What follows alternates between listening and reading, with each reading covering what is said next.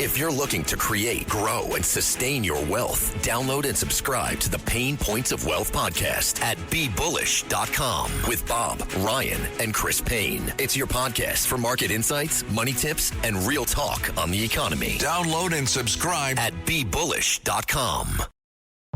This episode is brought to you by Progressive Insurance. Fiscally responsible, financial geniuses, monetary magicians. These are things people say about drivers who switch their car insurance to Progressive and save hundreds. Visit Progressive.com to see if you could save. Progressive Casualty Insurance Company and Affiliates. Potential savings will vary, not available in all states or situations. Well, is New York going to survive?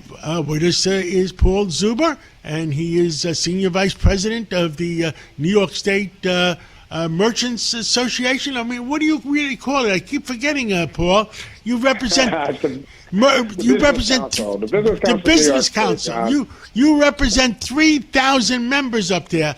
Give us an update.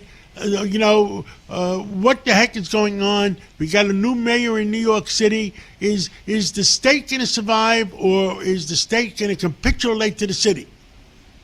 Well, that's a very good question, John, and I think it's even more important because there was just a study that came out by the Tax Foundation that looked at competitiveness amongst states in terms of taxes, and New York ranks 50th.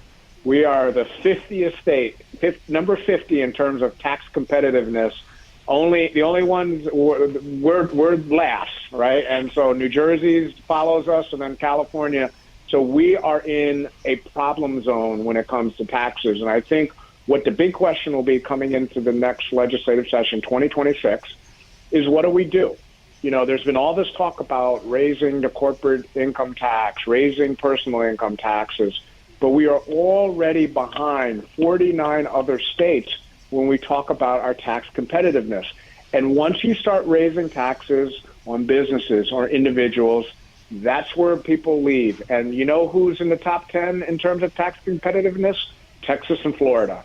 They are states that businesses will run to if we raise taxes too high. So I think the big question coming out of the race in New York City and the big question going into 2026 is, are we going to be smart about our economy in New York State? Are we going to be smart and understand that raising taxes is not a solution to providing an affordable New York for New Yorkers? Because all we're doing is we're driving out jobs, we're driving out businesses, and in many instances, those costs, those increased taxes are getting passed on to the consumer.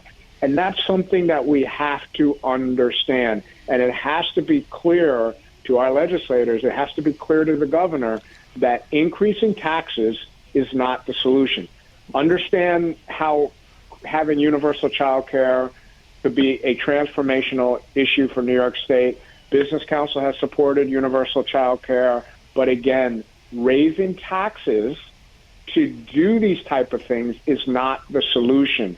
It is actually piling on to the problem.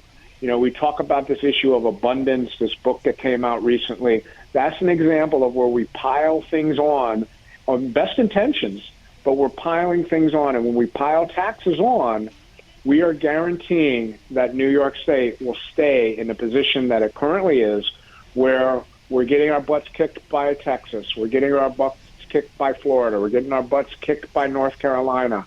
And at some point, that realization has to occur, and hopefully, these dialogues that are going on now, the powers that be understand what an increase in taxes will actually do to our economy.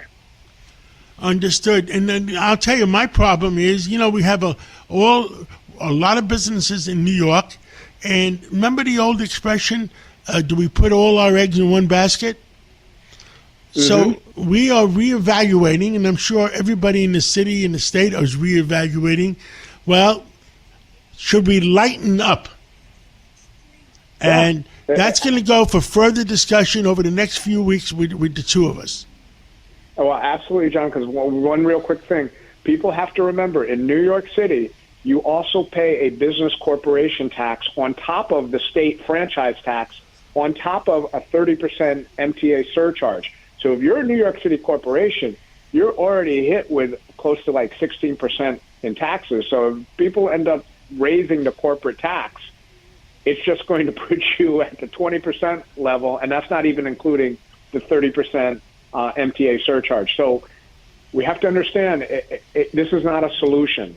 This only exacerbates the problem. Paul Zuber, New York State Business Council, 3,000 members. Well, I'm doing a reevaluation. I'm sure a lot of you other people are doing a reevaluation. Let's catch up again real soon. All right. Thank you, John.